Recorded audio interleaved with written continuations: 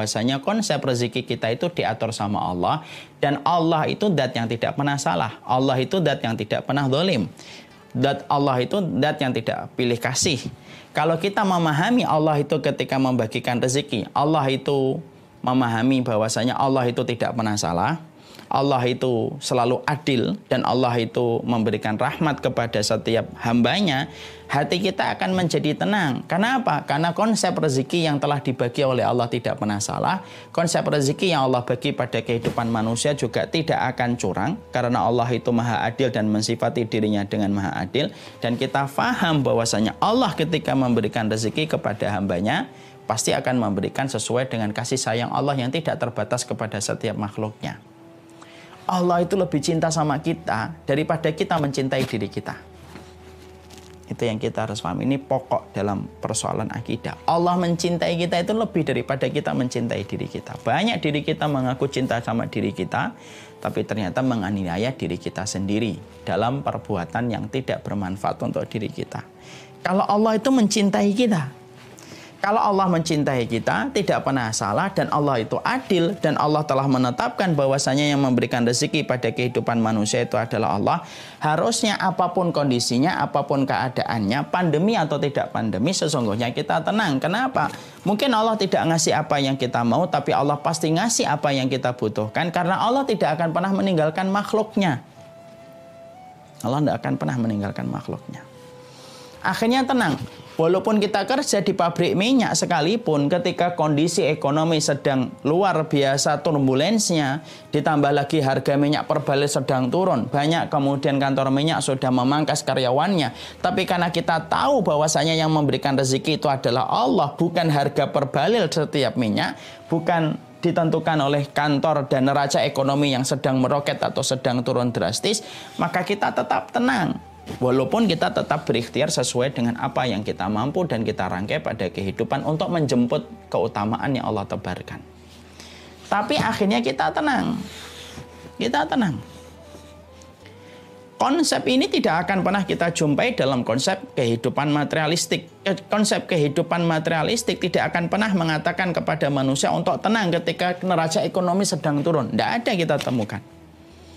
Karena selalu dalam konsep teori materialistik itu adalah bagaimana setiap orang itu tenang ketika kuantitas hartanya banyak. Kita bukan di situ. Kita adalah orang yang telah diberikan nikmat oleh Allah. Bahwasanya kita telah ridho Allah sebagai Rabb yang kita sembah, Muhammad sebagai Nabi yang kita ikuti, dan Islam itu sebagai agama yang kita yakini. Dan Islam itu menawarkan kepada kita konsep rezeki itu datangnya dari Allah.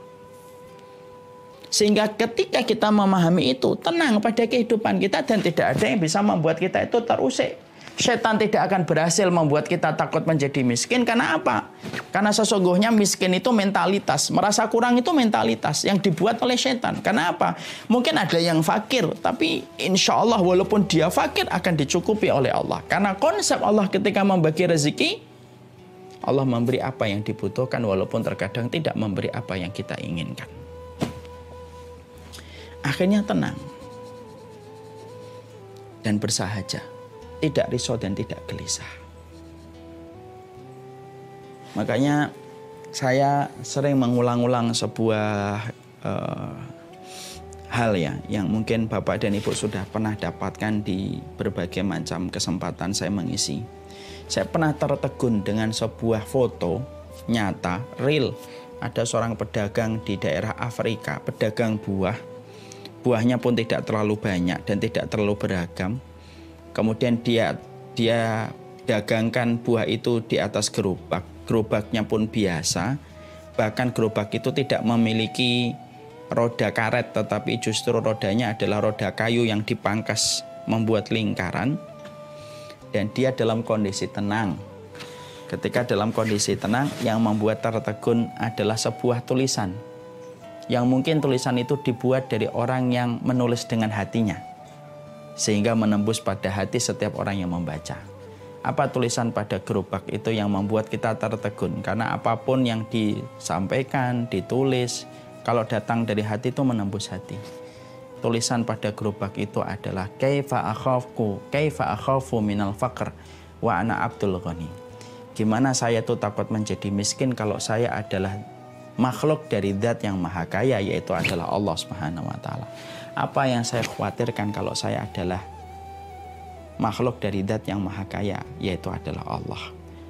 Padahal bukan mobil Mercedes yang dia miliki, bukan mobil Ferrari yang dia punya, bukan mobil Mustang yang kemudian dia miliki, tapi hanyalah gerobak sederhana.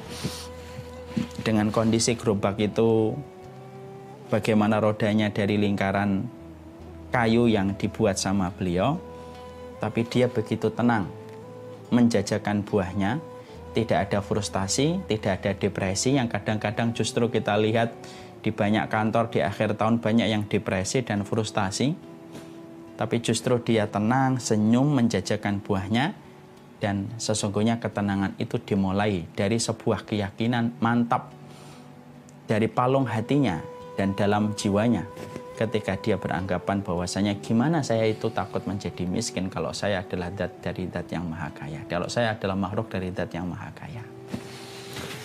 Makanya disitulah akhirnya membuat kita dalam kondisi yang seharusnya tetap tenang.